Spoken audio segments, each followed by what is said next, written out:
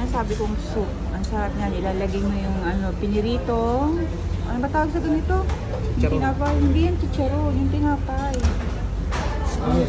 Kubos na ipiprito kasi yan. Lemon kasi lalagay mo dito. Ang sarap nito.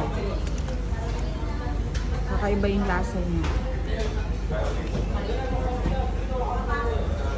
Ito talagang pinupuntahan namin dito. Itong soup na to.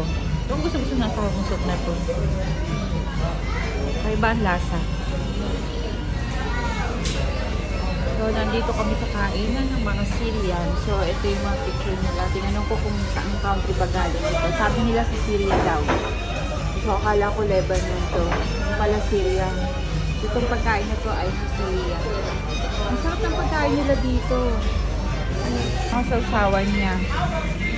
Ito yung pinakapaborito kong garlic sauce. Garlic paste.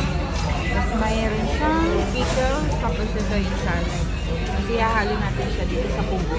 Kung walang kanin dito, tapos dito sa sauce. Tapos yung tinatawag nilang kebab. Yung kanin niya. Ayan, magkakaiba siya ng flavor. Ito yung pinakagusto ko yung nasa gitna. Yung lang siya sa butter. Tapos ito na siya. Ayan. Kebab. Iba't ibang flavor ng kebab. Napakasarap niya. Kain kayo.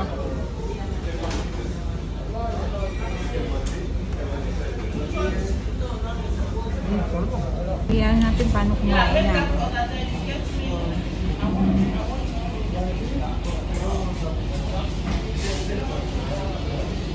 Nalagay natin siya dito sa loob.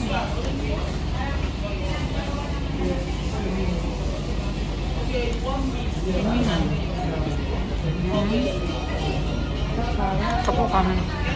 Tapos yung sauce. Tapos ibabalot.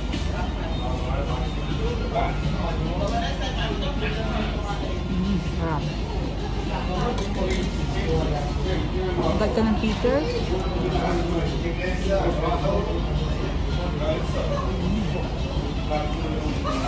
Sili? Huh?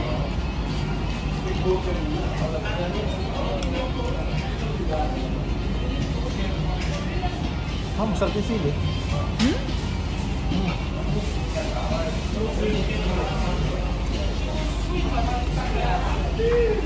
Kanin.